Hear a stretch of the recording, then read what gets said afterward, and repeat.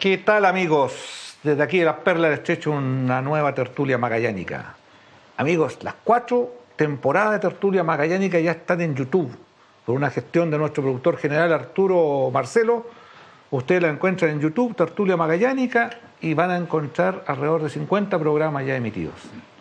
Así que los dejamos invitados también a visitar nuestra página de Facebook, Tertulia Magallánica. Ahí nos retan si es que nos hemos equivocado, nos aportan. Todas las ideas son buenas. Y en este programa, Mario, vamos a pasar por encima de tu autoridad. Es un tema que conversamos con Arturo, nuestro productor general, ¿no es cierto?, con Mario, porque creemos que somos nosotros quienes tenemos que presentar a la invitada de hoy día. Durante muchísimo tiempo nosotros conversábamos acá de la educación en Magallanes y fundamentalmente del aporte de las profesoras normalistas. Y cuando uno habla de las profesoras normalistas, coincidimos en que casi todas las que llegaron a esta zona, nuestra invitada tal vez así lo va a ratificar, provenían de la escuela normal o habían sido formadas en la escuela normal de Ancud. Y nuestra invitada de hoy día dice relación con eso, con educación, pero además es la mamá de nuestro contertulio. Bienvenida, Carmen Andrade, a esta mesa de tertulia magallánica. Muchas gracias por la invitación, muchas gracias. Haremos lo posible que darle referencia y recuerdos de la normal de Ancud, la gloriosa normal de Ancud, que formó tanta gente de Punta Arenas. Personalmente yo tengo actualmente todavía 5 compañeras que fueron de curso mía, que viven acá y que trabajaron aquí en Punta Arenas. Doña Carmen, para mejor entender, la escuela normal de Ancud era formadores de profesores porque en ese tiempo la universidad no formaba profesores o era una alternativa. La universidad formaba profesores pedagogos que eran para enseñanza de humanidades, o sea, lo que hoy es enseñanza media. Ya. Las escuelas normales estaban preparaban a los profesores de la enseñanza primaria que se llamaba en esa época. Claro. Entonces las normalistas, ¿cómo se llama? Su especialidad era justamente solamente hacer clases en primaria. En primaria. En los 6 años que en esa época eran. Primero a sexto. ¿Y las escuelas normalistas eran solamente para damas o también habían profesores? No, habían... ¿Mixtos no habían? Mixto no había. Todavía no. Para allá. Bien. Espérate. Las escuelas normales eran para damas, habían escuelas normales para damas, por ejemplo la de Ancud era solamente de damas, Bien. pero la de Chillán era solamente de hombres. Abelardo La de Núñez. Victoria era de hombres también. Ya. El Abelardo Núñez era la escuela normal, como llamáramos la catedral de todo esto. ¿Y dónde porque estaba esa? estaba en Santiago. Y ahí era donde iban a perfeccionarse con cursos posgrados a Santiago. Ya. También formaba profesores igual que nosotros, que llegaban de 6º año humanidades y hacían 5º y 6º y salían como profesores primarios. Pero después, para mejorar la carrera, para estudiar más, para ampliarse más, se hacían cursos todos los veranos en el Abelardo Núñez de Santiago. ¿Dónde quedaba en Santiago? ¿En qué parte? En la estación central, en el barrio de la estación central, donde hoy día está la USACH. La Universidad Técnica. La Universidad Técnica. Y Carmen, en ese tiempo, perdón. Dígale Cuca no, por favor, porque Carmen capaz que se pierda. Cuca. Oye, en ese tiempo cuando uno tomaba la decisión de estudiar la normal, tenías que tener 6º año humanidades. No. Mira, la verdad que la decisión no la tomábamos. Teníamos 12, 13 años, las que entramos a primer año. Y se iba con 6º primario, que equivalía a 2º año de humanidades. 14 años. Las chiquillas que iban, la mayoría de las chicas de Punta Arenas iban con 6º primario, con una excelente formación, ya muy bien, digamos, con sus cursos bien hechos. Y también se podía entrar con 2º año humanidades, eran las 2 opciones. ¿Y esto era internado? Internado, ¿Todo interno? Casi todas éramos internados, solamente las que vivían en Ancud eran externas. Ya. asistían a clase de 8 a 4 o 5 de la tarde y después volvían a ¿Y retornar a usted, su de hogar. dónde era usted? Yo era de Castro, Ah, solamente 80 kilómetros. pero no Pero era fácil. Como no había caminos, solamente un tren que salía de Castro a las 8 de la mañana y el otro salía de Ancud a las 8 de la mañana, no había opción a ir a la casa solamente, o sea, no había opción de ir los fines de semana como se acostumbra hoy. Nosotros íbamos 4 veces al año a nuestros hogares. Y estaba 80 kilómetros. 80 kilómetros, que lo escuchen los jóvenes. Íbamos para Semana Santa, para vacaciones de invierno, para vacaciones de fiestas patrias y vacaciones de verano. Pero hay que agregar otra cosa, una característica. Por el clima de Chiloé, nosotros teníamos las vacaciones invertidas. Teníamos 2 meses en el invierno, salíamos el 15 de junio y volvíamos el 15 de agosto. Eso es porque era muy crudo el invierno. Claro, por el clima de Chiloé, tanta lluvia, tanto temporal, en fin. Y tanta incomodidad, mijo, porque la escuela normal, voy a terminar primero con lo otro, volvíamos y en verano solamente tenía el mes de enero. Ya en febrero empezaban nuevamente nuestras actividades. Carmen, y perdóneme que la interrumpa, pero voy a hablar por mi suegra, que en paz descanse, Margarita Pacheco, que ella estudió en la normal de Ancud, y Maribel me comentaba que a las magallánicas ellas se iban por el año, o sea, cuando se volvían en diciembre, terminaban las vacaciones de verano, de vuelta a la normal de Ancud y no veían a la familia hasta el año siguiente. Te digo aún más, algunas no vinieron durante todos los 6 años que estudiaron. Por el costo que significaba. Por el costo significaba viajar en barco 3 días y medio en situaciones precarias porque no iban en primera clase. Claro que no. Entonces venían, cuando terminaban la carrera, volvían a sus hogares, Sí. a trabajar nuevamente a Punta Arenas la mayoría. Algunas se quedaron en Chiloé, pero un mínimo, muy poca cantidad. Algunas habrán encontrado el amor por allá. Sin duda, algunas encontraron el amor y se quedaron por ella, pero fueron menos. Casi todas volvían a Punta Arenas porque eran muy querendonas de su tierra. Sí, y otras afianzaron el amor. Y yo creo que esta infidencia la comenté, no sé si en la primera o segunda temporada, pero me comentaban, ahora lo puedo decir porque ya no está ninguno de ellos, que mi suegro, Julio Harris, Cocho Cárcamo, y hay otro personaje, pero no quiero mentir que se quién fueron era, a Natales. iban a Natales a dejar a sus pololas, a doña Margarita Pacheco, a doña Violeta, Violeta Águila. y se subían en el barco en Punta Arenas con las novias y se bajaban en Natales, qué bueno. porque el barco salía de Punta Arenas, Natales y después subían. Entonces los pololos iban en el barco acompañando a sus amadas hasta, ¿cómo se llama? No es Hasta malo. Puerto Natales. No es malo, ¿no es cierto? Oye, como que te reíste cuando Mario preguntó la opción de haber elegido la escuela normal. Ah, ya. La opción digo porque comprenderán ustedes que a los 12 o a los 14 años, ¿qué vocación íbamos a tener? Simplemente era un problema de querer educarnos. ¿Y cuál era la mejor oportunidad? La escuela normal, que estaba a 80 kilómetros. Llegar de Chiloé a estudiar a Puerto Montt eran 15 horas, por lo menos de Castro, eran 15 horas de navegación, más 12 horas en tren para llegar a Santiago. No era fácil llegar a Santiago. Claro. Por estas razones y por razones económicas también. Piense que ya en Chiloé todos éramos clase media, hijos de empleados públicos, no había medios para llegar hasta Santiago. Entonces casi opción no había, o se iba a la escuela normal, los hombres y las mujeres, o los hombres se iban de cura. Porque entraban al seminario.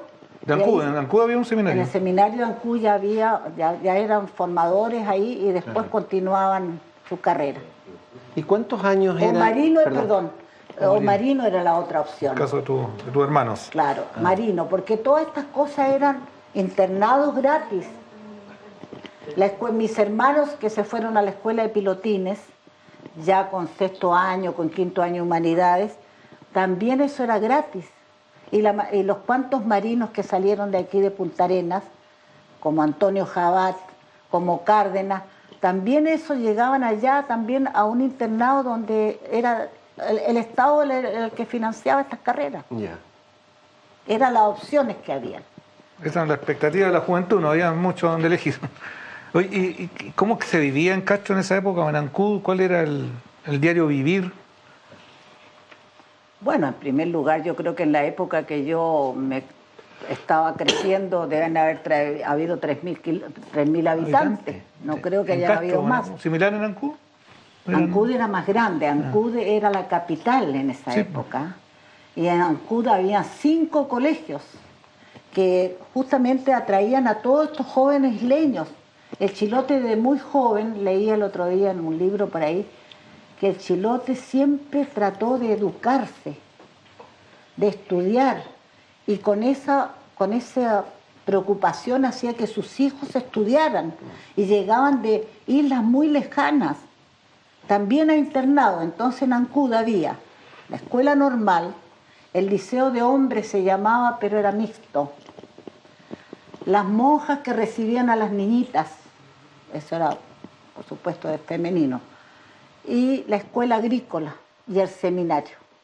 Habían 5 colegios, supongamos, con una matrícula de 80, 60 niños, internos casi todos estos colegios tenían internados.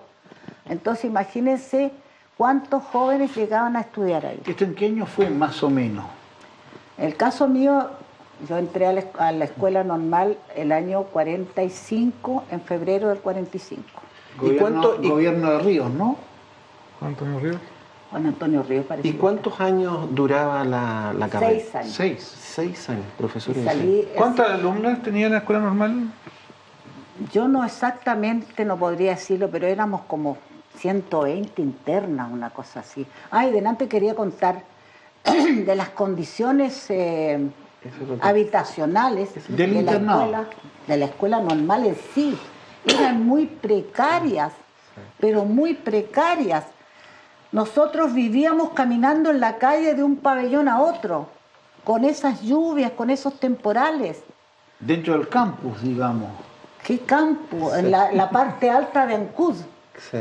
En la parte alta de Ancud, entonces teníamos, por ejemplo, los salones, ¿La sala de clase? los dormitorios. Los dormitorios estaban en un barracón grande de 2 pisos, tipo cuadras de regimiento, porque las habitaciones eran, yo no podría decir de qué cantidad de metros, pero habían corridas de cama una al lado de la otra. En esa época no existían los camarotes todavía. Entonces, 10 camas, pónganse, 10 camas al frente, 10 camas allá. Dormíamos como 40 personas en un espacio abierto.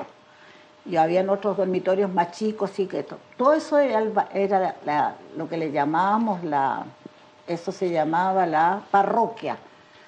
Nunca supimos por qué le llamaban la parroquia. ¿Y a qué hora se acostaban en la tarde? Espérate, ahí... ¿Está hablando de los desplazamientos entre lugares? No, y además la precariedad de las construcciones.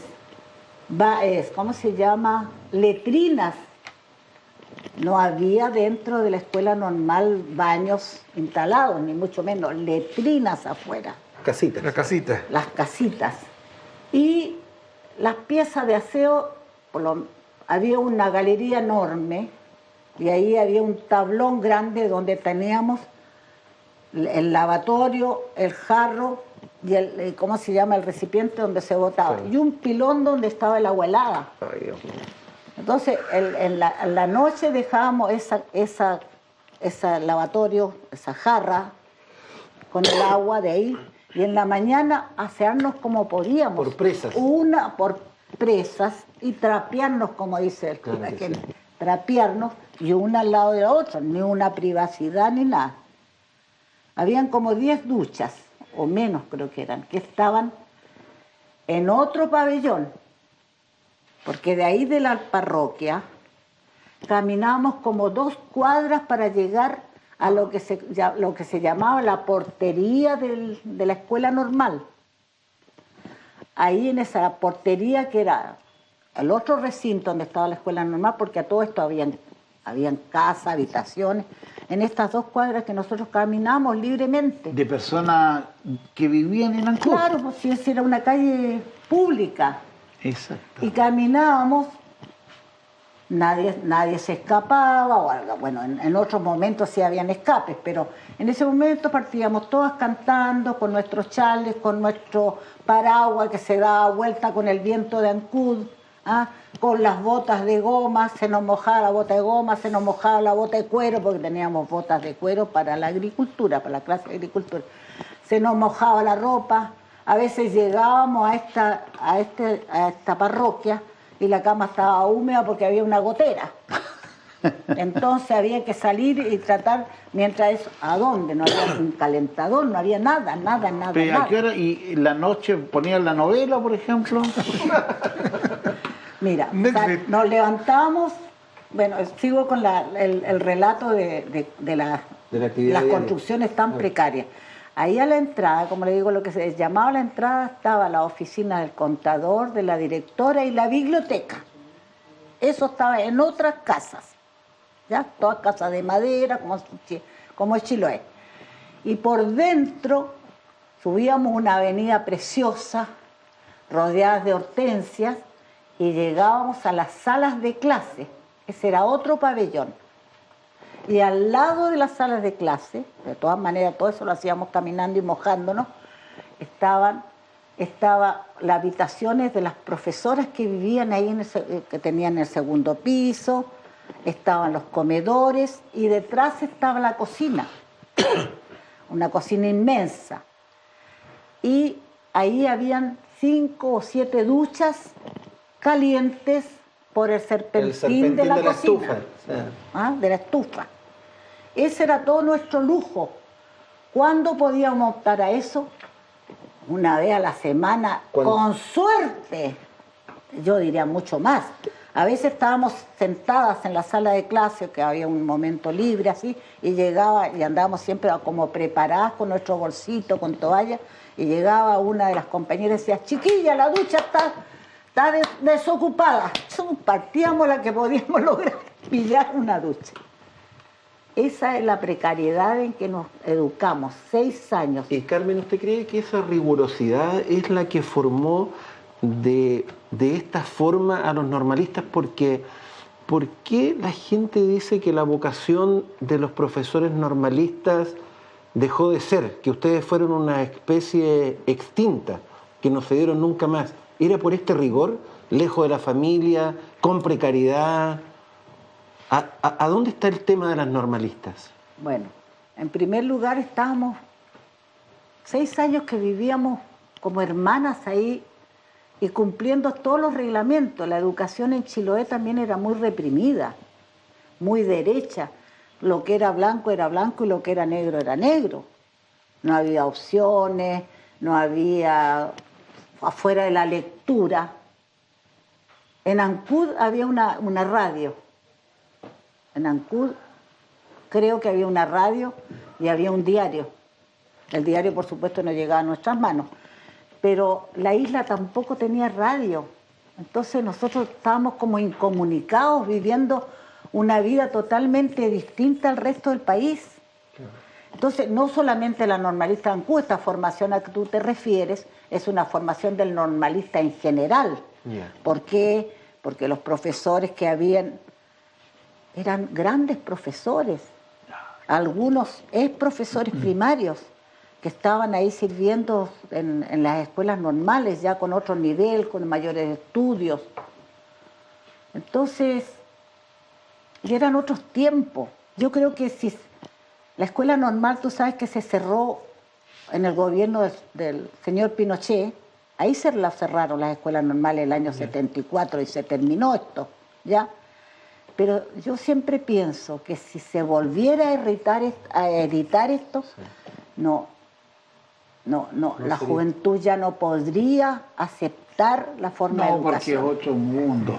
Consulta, pero ¿la profesora normalista o profesor normalista era un abanico de materias o tenían una especialidad? No. Nosotros teníamos, se llama la preparación, las técnicas que nos enseñaban en quinto y en sexto, porque nosotros hacíamos 4 años de conocimiento, como quien dice, de humanidades. Plan general, a claro, un día. Como humanidades. Ya. 4 años teníamos incluido inglés, ahí también se agregaba un poco de primero auxilio ya. Pero en quinto año ya empezamos con los ramos, la metodología que le llamaban, o las técnicas. Técnica para enseñar matemática, técnica para enseñar cada ramo. Y nosotros, como era una escuela rural, salíamos incluso preparadas para hacer clase a 3 cursos simultáneamente. Mientras dejábamos leyendo a uno, al otro la profesora estaba preocupada de la tarea del pizarrón y el otro estaba en otra actividad. Porque eran escuelas chicas, claro de los campitos, rurales, donde claro. habían 3 o 5 o 6 niñitos por cada curso. La nuestra era rural de Ancud, las otras no O sea, sé cuál otra que había. ahora se entiende que esa escuela, cuando la profesora hacía clase, tenía la capacidad técnica para hacerle clase a 3 o 4 cursos, digamos, dentro de la misma sala. La sala, claro, eso era, pues. Y nosotros estábamos preparados para hacer todos los ramos. Por eso que Eso es lo que teníamos preguntaba técnica, historia, técnica para matemáticas, hacíamos todos los ramos, menos inglés, porque en ese tiempo en las escuelas primarias no había inglés. Y todo esto era gratuito, el hecho de ser alumno de la normal. Sí, pues. Los papás no pagaban nada Si por ustedes. ganábamos, nosotros ganábamos, o sea, para poder entrar a la escuela normal se había un concurso. Tú rendías un examen. Ya. Y ahí entonces era como te seleccionaban. No era llegar y decir me voy a la escuela normal. Hacían un concurso en las inspecciones escolares, yo creo que eran, que hacían ¿cómo sea? Que uno iba a rendir una prueba. Una prueba que venía mimeografiada, ya no me acuerdo. Entonces ahí después el ministerio te seleccionaba. Y como decía, me llamaron a la escuela normal. O sea, te avisaban que había sido seleccionada. Bueno, supongo que la mayoría de las alumnas eran de Chiloé. ¿Y después Punta Arenas? No, sí, la escuela normal rural de Ancud servía de Osorno a Punta Arenas. Bueno, Magallanes. pero la mayor cantidad de alumnas no necesariamente eran de Chiloé. Llegaban de Osorno, de Puerto Montt, de Frutillar, de Puerto Varas, de Chiloé, de Castro, de Ancud y de aquí de Magallanes. O sea, no por estar en Chiloé, las chilotas tenían la preferencia. No había preferencia. ¿Usted en qué año egresa de la normal? El año 50. El 50. ¿Y Carmen. cuándo aparece don Mario? No, pero espérate, antes de don Mario, Aparte. me quedó un tema. Porque no sabía que habían durado tanto los normalistas hasta este tema del 74. Quiero hacer una pregunta a doña Carmen. ¿Las normalistas que egresaron el 70, 71, 72, Venían igual. eran igual de heroínas como ustedes o ya era otro tipo de escuela normal? Mira, es que cuando hubo, yo no me acuerdo en qué año se hizo un edificio en, ¿cómo se llama? En Ancud, con Sí. la escuela normal, y la escuela normal pasó a ser mixta. Bien, Pero no recuerdo en qué año fue eso. ya. Pero eso deben haber sido los egresados, los últimos egresados del año Está bien, 74. pero ¿eso eran así tan buenos como la gente dice que fueron ustedes? ¿O ya Sí, tenía matices en la no, escuela? es que no, ya tenían todo ¿cómo se llama? El misticismo del normalismo. Yo creo que por ahí va el misticismo, Sí, ¿cierto? porque nosotros además, mira, éramos profesores, por supuesto, de niños de pocos recursos en su mayoría. Entonces nosotros como profesores éramos consejeros, éramos asistentes sociales, pues metíamos con los escasos sueldos que tuvimos siempre. ¿Siempre fue malo el sueldo del profesor? Teníamos que poner la mano al bolsillo nomás y solucionar estos problemas. Y había una relación muy buena con los padres. A los padres a nosotros nos respetaban. Exacto. Nos veían como la persona que podía darle un consejo, que los podía guiar, que si su hijo se sobresalía, que era buen alumno, mire, mándalo a la escuela normal, que vaya por este otro camino. Entonces había mucho respeto, mucha convivencia, mucha armonía, mucha buena relación. ¿Ves? De eso y mucho más vamos a seguir conversando en un ratito más. Vamos a ir a una cápsula, luego a comerciales y volvemos aquí a Tertulia Magallánica desde la perla del estrecho. 67, 68. La reforma.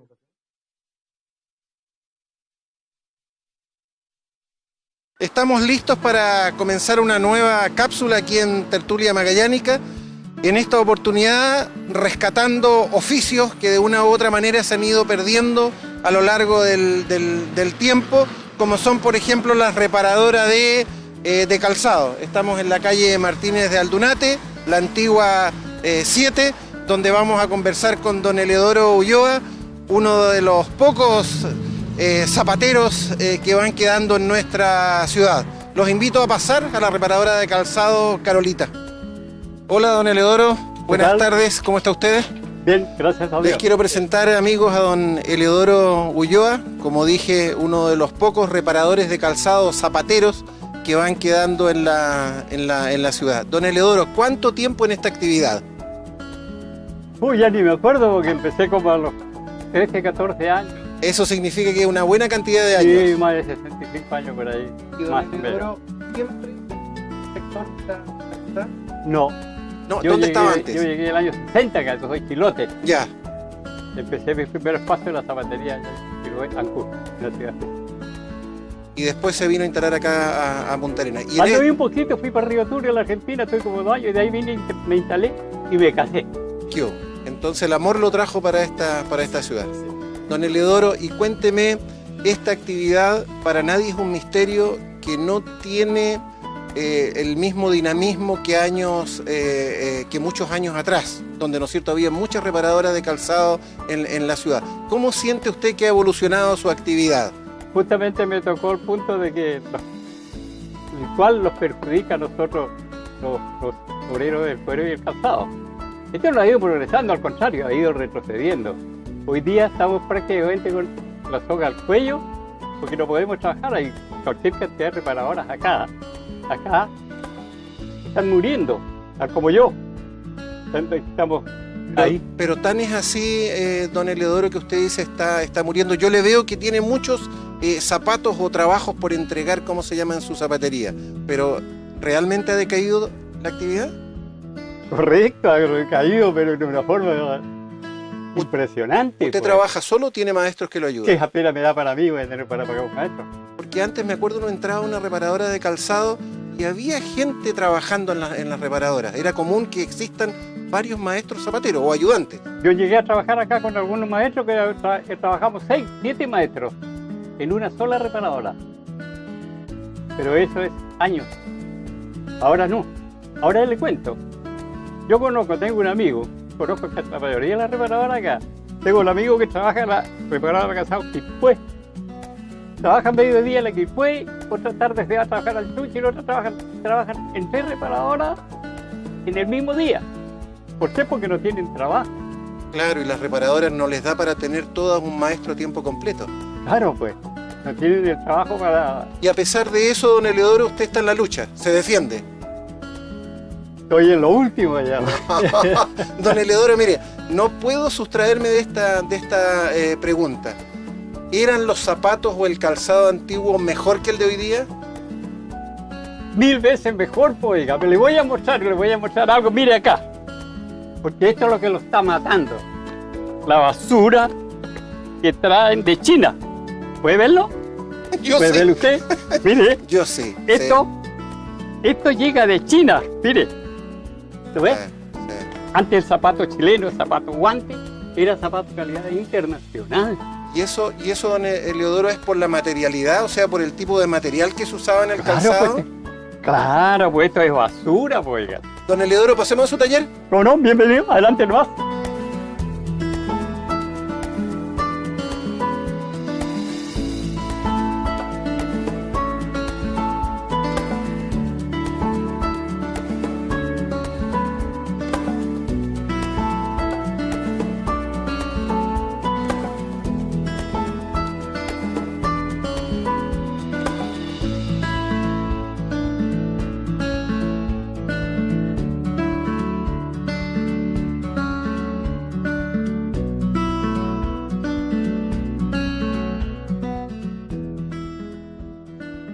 es lo que más hacía usted antes? Antes era la reparación completa. Ah, un zapato se podía reparar completamente. Completo.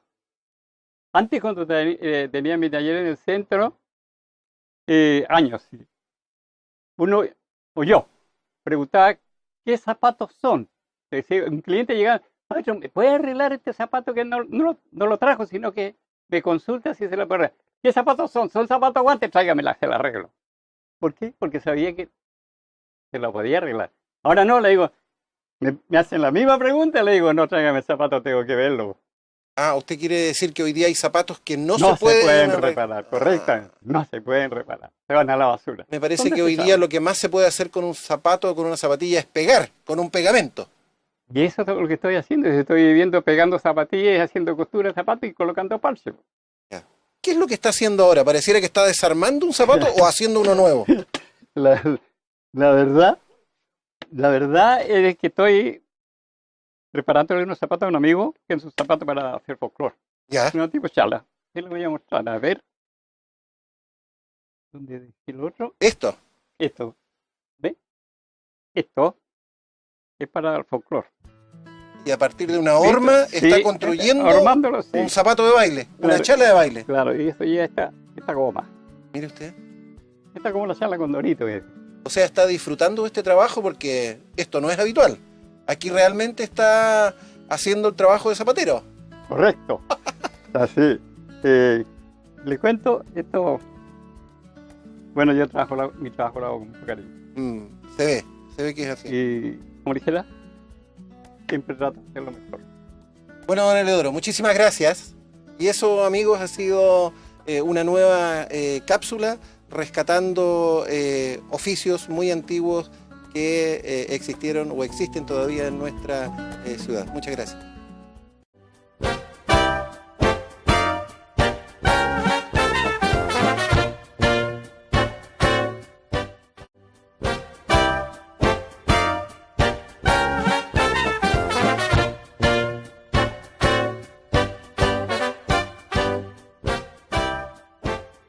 Volvemos aquí a Tertulia Magallánica con nuestra invitada, mi mamá.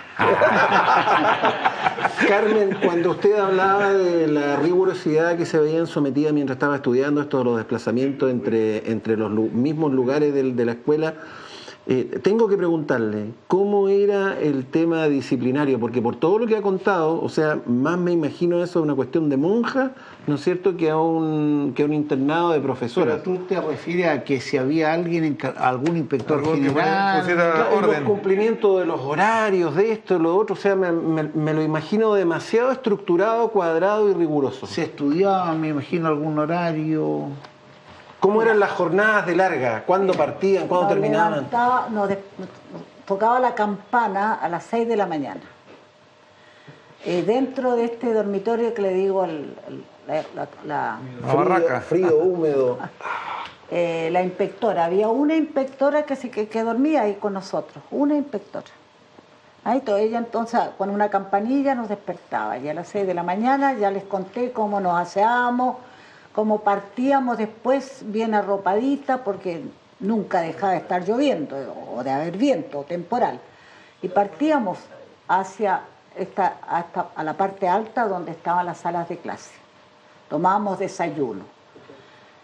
La alimentación en esa escuela normal era extraordinaria, porque la escuela normal tenía un fundo. Y de allá llegaban la carne, llegaban la mantequilla, el queso, en fin. Bien. Así que la alimentación era excelente. Todas salíamos con más que sobrepeso. Ya, una talla más. Porque además de estas pequeñas andanzas que hacíamos en la calle... no había gimnasio. Hacíamos gimnasio, no había gimnasio cerrado. Había un gimnasio, perdón. Pero vivíamos sentadas en las horas de clase, sentadas en los comedores, o sea, muy poco deporte, muy poca actividad física, muy poca. Además por el clima, había una cancha de básquetbol, eso, pero lo usábamos eso en primavera, claro. En el invierno nada. Después almorzábamos a las 8, estábamos ya tomando desayuno, y ya a las 8:30 sonaba la campana para ir a la sala de clase. Teníamos clase hasta las 12. Teníamos, parece que unas 4 horas de clase en la mañana, distintas materias. Disculpa, ¿había un curso por nivel o más? Habían a veces 2. Ya. Sí. Y después volvíamos a almorzar. Todo esto lo hacíamos atravesando patios mojados, pues eran de un pabellón a otro. Almorzábamos a las 12, repito, excelente almuerzo. Las mesas eran de 10 y el primer año era recibida por una alumna de 5º año, que era la que presidía la mesa y hacía como dueña de casa o mamá, preocupándose de que usáramos bien los servicios, que comiéramos bien, que charláramos, qué sé yo. A mí me tocó, y hago un recuerdo, de la señora Victoria Rubín. Ella fue, llamémosla la mamá que nos recibió a este grupo, porque yo, como era Andrade, ocupaba las 10 primeras de la lista. Victoria Rubín Magallánica. La Victoria Rubín, claro, casada con Juan Antonio Martínez, pues. Estábamos recordando de la constructora. La constructora. Claro, es Martínez la Rubín. mamá de la chica arquitecto, la Marisol Martínez. Ya. Y entonces después ya volvíamos otra vez a la calle y otra vez a la parroquia a ordenar nuestras camas. ¿Ah? Que en la mañana yo desecha a ordenar, qué sé yo, a dejar. ¿La ropa de todo. cama la llevaban de la casa, verdad? La ropa de cama se llevaba de la casa. Uy. Se llevaba el colchón de lana, se llevaba el colchón de lana, la frazada, las sábanas, todo eso se llevaba. Y en las vacaciones de invierno, que eran 2 meses, no podían quedar en ese barracón helado. Teníamos que cada una ingeniársela y llamábamos retobarla en ese tiempo, le llamaban, o sea, ponerla con esos sacos, ¿cómo se llama? Arpillera. Arpillera y coserla como si hubieran sido trasladada a otro lugar. Y venía una carretela y la llevaba a la casa del apoderado. Porque 2 meses, imagínense cómo se iba a humedecer esas camas. Sí. Y cuando volvíamos de las vacaciones, había que deshumedecer eso y entonces nos prestaban unos calentadores que eran hechos así como de tarro. Chanchones. Esos tarros redondos así con esto. Chonchón. Claro, y llevábamos, y ahí nos prestaban para poder deshumedecerla y para poder dormir, porque imagínate una cama que estaba 2 meses. O sea, ese sería como el escaldazón. No, era para deshumedecer esos colchones de lana. Imagínate y esas frazadas, meterse ahí a dormir. Sí. Una neumonía, pero sí, claro. a los 20 minutos. Pues. Todo eso lo hacíamos solas, con 12, 14, 15, 16 años. Toda nuestra pubertad y nuestra adolescencia la vivíamos ahí. Nada que la mamá al lado, nada que la mamá hablándote de estos temas sexuales, nada, nada. No había giros. Desarrollándonos solitos. Carmen, le voy a interrumpir el relato así del día. Quedamos en que después del almuerzo vuelven a hacer las camas. Pero cuando habla de todo este sufrimiento, mucho llanto en las noches, niñas. La primera semana. Ya. Porque me la imagino... primera semana era terrible, porque todas salíamos de nuestros hogares. Y por ejemplo, nosotros hacíamos el aseo de las salas. ¿Cómo se llama? No había personal, no había porteros, como decíamos en esa época, no había personal de aseo. No había guachumato. Entonces nosotros hacíamos el aseo en las salas con a través de las semaneras. Pero el día sábado, eso había que encerar esa sala. La primera lista, las primeras, Andrade, Alarcón, Bamonde, las primeras, a hacer el aseo el día sábado, virutillar la sala, virutillar las tablas.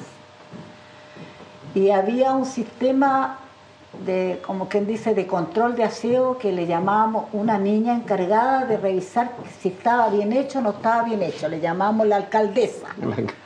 Y llegaba un momento, miraba y entregaba la cera si es que ella lo aprobaba este trabajo. Si estaba bien virutillado. Si no estaba bien virutillado, ya sigan virutillando. Yo recuerdo mi experiencia de esa primer sábado que me tocó estar ahí, 14 años recién cumplidos, y de repente cuando llega esta chica haciendo también su uso de su autoridad, del poder, no sigan virutillando que no está bien, que esto, que ya. Nos hemos puesto a llorar las 5 de esta primera lista, a llorar. Pero eso como que duraba la primera semana, mira, todas estas penas que uno pasaba ahí, estos dolores, estas injusticias, nosotros no, mira, era tal la disciplina que nosotros nos revisaban las cartas, nos leían las cartas. ¿Ustedes enviaban cartas a la casa? No, las que llegaban. Ah, llegaban. Las que llegaban, sean de la familia, sean del pololo, sean de quien, nos leían las cartas a la inspectora. Y el nos asunto entregaba del la WhatsApp, carta poco WhatsApp. Ya. Niñitas teníamos una subdirectora nosotros que vivía y era soltera. Y esa era una dama pero muy elegante, de muy buen porte, y se paseaba en el comedor de allá para acá, de acá para allá, y de repente veía una que estaba con el pelo largo, y ese pelo, a la oficina, y tijera caramba y te cortaban el pelo. Imagínate con qué personalidad salíamos nosotros de ahí. O sea, esto es un regimiento. Era como un régimen del regimiento. Claro. Ahora, en el sentido de que no andábamos nunca, mira, éramos tantas que tendríamos que haber llevado 10 o 15 inspectores cuidándonos cuando íbamos al teatro, alguna vez al cine. Pero el domingo, por ejemplo... Espérate, pero Mario, entonces ahora Sí, pues, volvamos, estamos terminemos, de hacer la después cama. de almuerzo van a hacer la cama. ¿Y cómo termina el día? Después volvíamos nuevamente a nuestra sala de clase, a hacer la tarde, porque tenían horario diferido, digamos. En la tarde generalmente estábamos los ramos técnicos ya. Y ahí hasta las 5 de la tarde más o menos, que hoy íbamos a tomar 11, ¿no? Una jarra así de leche, en ese tiempo como era después de la guerra, casi no había té, entonces era hierba con leche, así el jarro. Y esos jarros se repartían entre las 10 y la comida, repito, era excelente. Y si querías repetir, te lo ponía. Un pan batido, así el pedazo de mantequilla, que nos sobraba mantequilla, andábamos pidiendo más pan, una cosa así. Esa era la 11. Y después volvíamos a la sala de clase, al estudio, a estudiar, a preparar la tarea para la lección del día siguiente. Correcto. Y ahí estábamos entonces hasta las 7:30, 8, que volvíamos a los comedores a comer, que era la última comida. Digamos, O sea, Tafra habría estado feliz ahí.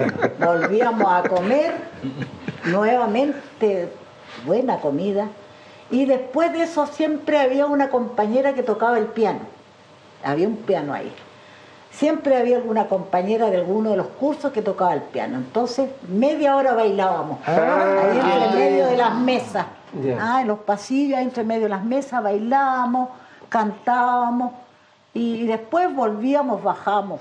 Cuando estaba bueno el tiempo, por supuesto, y no llovía, volvíamos cantando, contando los...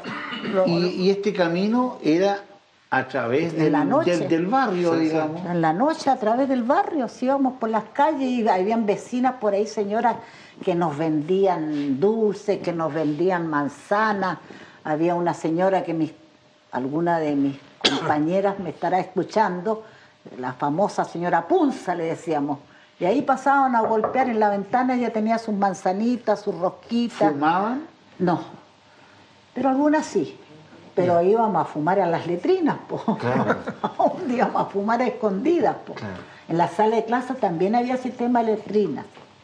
Entonces, pero estaba lejos. Correcto.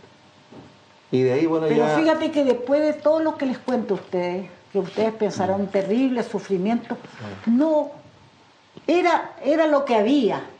Y lo aceptábamos con mucho cariño y con muy buena voluntad. Y Yo se creo que adaptaban. todas las pasamos bien. Todas, si fuera la primera semana que echábamos de casa, de menos la casa, qué sé yo, pero todas lo pasábamos bien. Había una capacidad de adaptarse. Sí, claro. Y yo Y creo lo- un espíritu Ni un del cuerpo. resentimiento, nada. Sí, Lo que solo pasa, mujeres, Esteban, todas en lo mismo. Perdón, Carmen, esto era de lunes a viernes. Eso te iba a preguntar. ¿Y qué hacía? No. ¿Ya sábado, hombre? El sábado la Mijito, divertida. salíamos el domingo a las 11 de la mañana y retornábamos a las 6 de la tarde. Ya. Ese era nuestro fin de semana. ¿Y de dónde íbamos? Salíamos a las 11 de la mañana, bien mirada por alguien, que no te falte un botón, que no... Ya. Y ¿Y dónde íbamos? A pasearnos a la plaza, ir a misa, ir a la plaza, y volvíamos a almorzar a las casas de nuestros apoderados, donde almorzábamos. Y cuando había dinero, íbamos a la matiné. Y si no había dinero, nos quedábamos en la casa del apoderado y esperando las 6 de la tarde para internarnos. Todas tenían apoderados, ¿cierto? Todas tenían. Y el caso de las chicas que iban desde Punta Arenas, que no tenían Todas tenían parientes. una casa tenían que era, llegar a... eran los apoderados. Ahí pasaban el domingo, en el fondo, o cuando se quedaban, pasaban el invierno, allá las vacaciones. Que era generalmente una señora que tenía capacidad, digamos, podía recibirla a su casa, porque habían varios dormitorios, las casas de Chiloé todas eran grandes, y podía darles alimentación. Todas tenían que tener apoyo. No, tenían que tener, pero el contacto, digamos, del caso tuyo que tenían Castro, claro. Pero... Generalmente eran amigos, de gente de acá que tenían algún pariente allá, un conocido, ese le llevaba a la otra. Carmen, ¿puede recordar algunos nombres y apellidos de magallánicas que estuvieron en la normal de Ancud, que fueron sus compañeras? Mira, compañeras de curso mías, que las que egresamos el año 50, está Yolanda Agüero, que fue directora de la Escuela Portugal, y de la familia Agüero, que fueron varios maestros. Agüero Pletikosic. Los Agüeros Pletikosic. Está la, ¿cómo se llama? La Emma Trujillo. Poetisa. Está dedicada a la poesía de Sabido. La Mita Santana, esposa de Villegas, que fue, ¿cómo se llama?, trabajaba en la farmacia de los... como la farmacia La Estrella. Muchos años trabajó el señor Villegas. Con Turina. Claro. Esa es la Emita Santana. Esas eran de mi curso. Sí.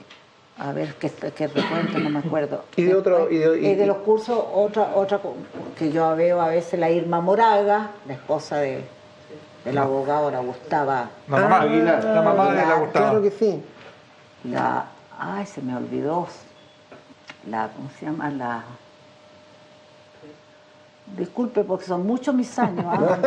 Si me preguntan, no lo van a creer.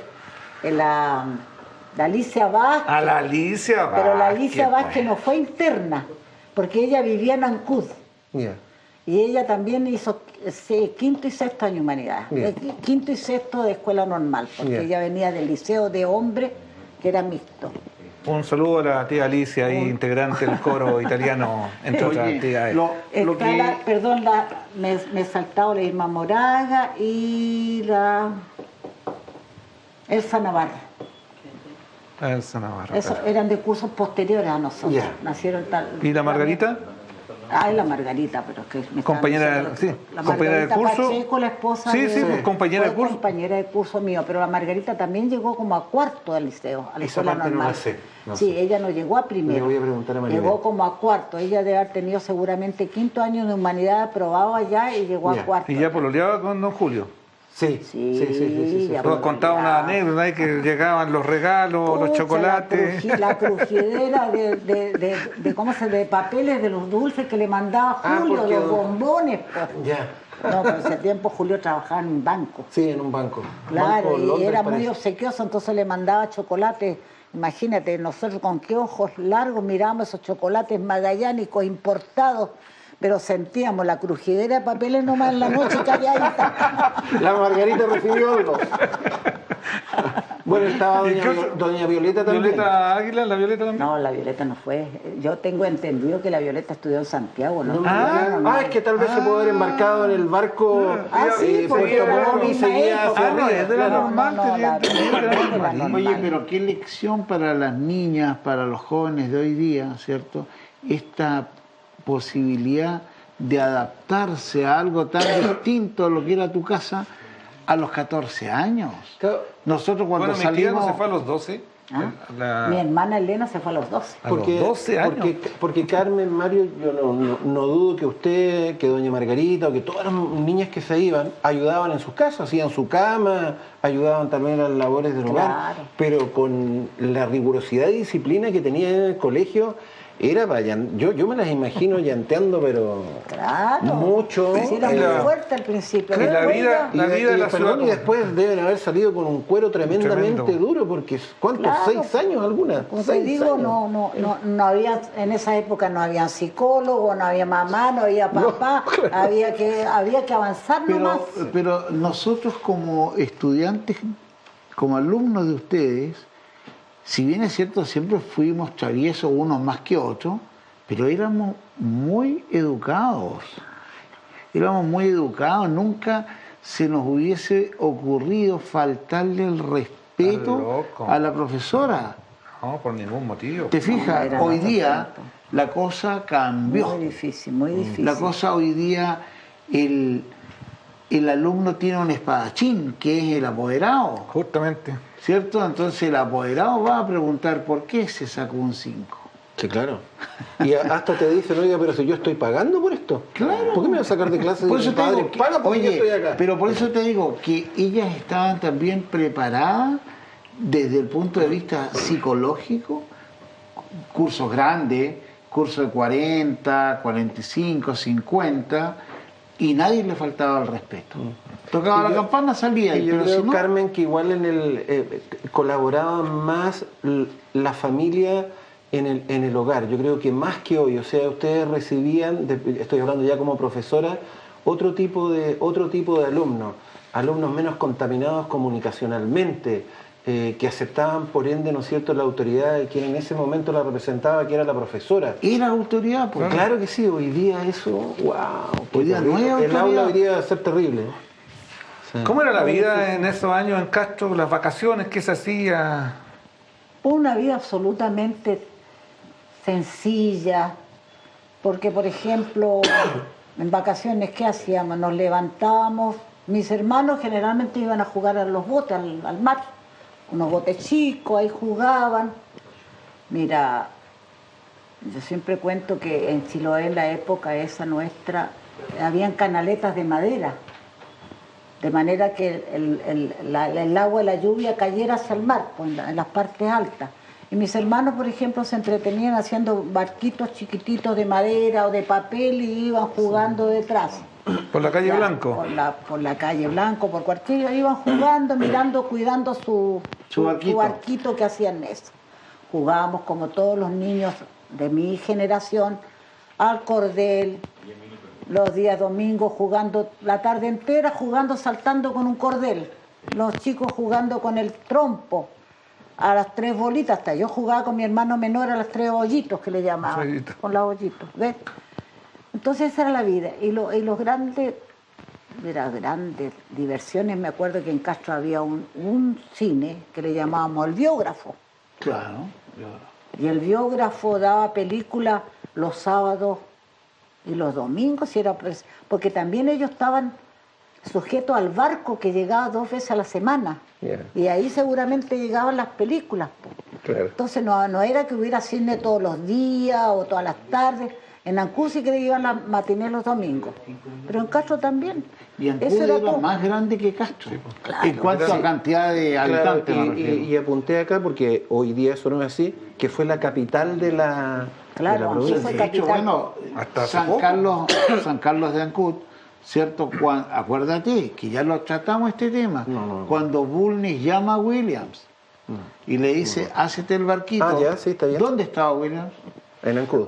Obvio, por Ahí eso se partió llama la la boleta boleta Ancud. Ancud. Ah, ¿y cuándo perdió la capital Ancud y Hace pasó no a tanto. Castro? En ¿Fue el Pinochet de nuevo? gobierno nuevamente del Caballero, cuando se hizo esa separación de regiones. Ah, bien, cuando hubo Ahí este tema volvió a Castro administrativo. la capital, ahí volvió la capital a Carmen, Castro. ¿cuándo usted, o cómo fue sus primeros tiempos como profesora normalista? Porque hemos hablado del sacrificio de estudiar en la normal de Ancud, pero ¿dónde y cómo se enfrenta al aula por primera vez? ¿Dónde fue a hacer clase? por Mira, cuando uno egresaba, se hacía como una especie de encuesta a dónde quieres trabajar.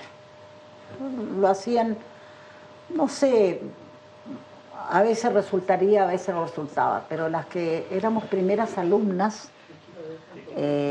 nos daban las opciones. Y yo puse Valparaíso porque ya conocía a don Mario Navarro. Y don Mario aparece ahí. en Va a aparecer Valparaíso. el Castro aparece. Ya conocía... Va empezando a aparecer Mario. Faltaba mucho todavía. faltaba. Bien, y elige Valparaíso. Elijo de Valparaíso y me nombran en el Cerro Cordillera de Valparaíso. Pero elige Valparaíso porque estaba don Mario. Y no, Así navegaba, llegaba. pero Sí, es sí, que- pero él era como pero pilotín. mira, es que Ya era. la educación de nosotros era, repito, muy reprimida. Como mi hermana mayor, que hoy día tiene ya 94 años, dice, vivíamos encargadas, porque si íbamos a ir a un lugar, teníamos que ir con una tía, con la vecina, Mucha con perona. alguien, nunca solas. Entonces, mi mamá dice, hijita, Valparaíso, porque allá están tus hermanos marinos para que te le cuiden la ropita. Ya los otros habían navegado medio mundo y la misión era. Y además ya yo había conocido a Mario y me llevé a este caballero que se fue a estudiar leyes, o sea, perdón, a mi hermano Néstor. Ya. Siempre Me digo, está confundiendo. Así me pareció. Siempre cuando, fíjate, cuando como que me acuerdo de mi hermano Néstor, lo asocio con ¿Cómo es? mi hermano menor. Ya. Mi hermano menor había estudiado en el liceo de Castro. Al final había logrado tener hasta sexto año humanidades, antes tenía hasta cuarto.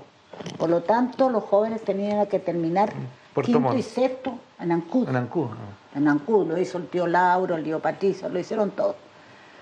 Entonces Néstor terminó en el liceo y se vino a estudiar a la Escuela de Leyes de Valparaíso, dependiente de la Chile.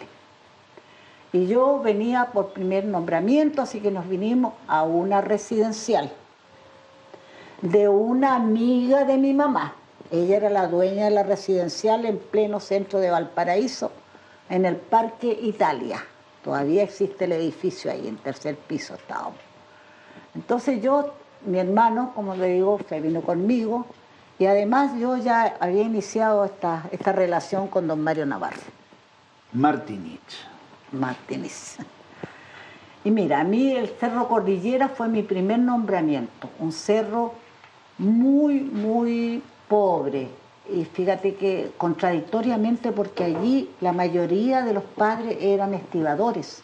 Ya. Y ustedes deben recordar que en esa época los estibadores eran los obreros mejor pagados de Chile. Ganaban bien, po. Claro, ganaban y eran y sin embargo, bueno, el alcoholismo, todas esas Eran cosas. desordenados, sí. Claro, el alcoholismo los tenía, entonces vivían muy precariamente estos niñitos, pero era un cerro pobre. Y una escuela pobrísima también, porque estaba en una quebrada, teníamos que bajar como 4 escalas para llegar ¿cómo se llama?, al recreo, y las salas de clase iban subiendo las escalas, y todos los niños llegaban ahí. Pero fíjate que 45 chicos, pero y como dice usted, los padres nos respetaban, uno los podía contener. Imagínate yo que había salido de la escuela normal con puras teorías, porque la práctica Es otra cosa. es otra cosa, en una escuela anexa, en que los niñitos ya están todos ordenaditos con su profesora, que te entregan la sala, como quien dice, te entregan el pabellón listo para la operación. Entonces ahí eran 45 chicos, diablitos, inquietos, como todos niños, 6, 7 años, pero los padres cooperaban mucho, mucho. Y después, perdón Mario, yo sé que estamos casi en el tiempo, pero después de Valparaíso, ¿algunas otras escuelas o hizo toda su docencia ahí? Después, en Valparaíso tuve 10 años y de allí vine al Liceo de Niñas de Punta Arenas. A la escuela anexa. A la escuela anexa del Liceo de Niñas de Punta Arenas, que en esos años tenía cursos preparatorios, no eran primarios, no tenían la misma calidad, llamemos, a ver, los programas no eran los mismos. Tú de sexto preparatoria no podías irte a la escuela normal. Ya. Y ahí se trajo este paquetito de Valparaíso. Ahí ya llegué a Paraíso. ¿Ya a la estaba escuela ya, regular. Mario? Sí, Ya estaba sí, Mario, ya. llegué a hacer kinder acá yo. Claro. Bueno, Cuquita, ha sido un placer Ha sido un gusto, compartir una Carmen, vez haber más. compartido. Oye, yo muchas gracias. Yo personalmente quiero agradecerle, yo la conozco de siempre, que yo era niñito, cuando vivía en calle Mexicana, me acuerdo de haber ido muchas veces a tomar cafecito, once, y aquí Chicha. Mario, que tenía su música especial, lo pasábamos muy bien. Y Carmen, para mí ha sido un honor haber compartido la mesa con una normalista. realmente. Gracias, gracias. Y aprender Así es. qué es lo que es un normalista. Así es. Y así, amigos, llegamos a un capítulo, a un final más de Tertulia Magallánico desde las Perlas de Estrecho por ITV. No se olviden, Facebook, YouTube, Tertulia Magallánica. Chao, amigos. Próximamente en Netflix. Negociando con Netflix.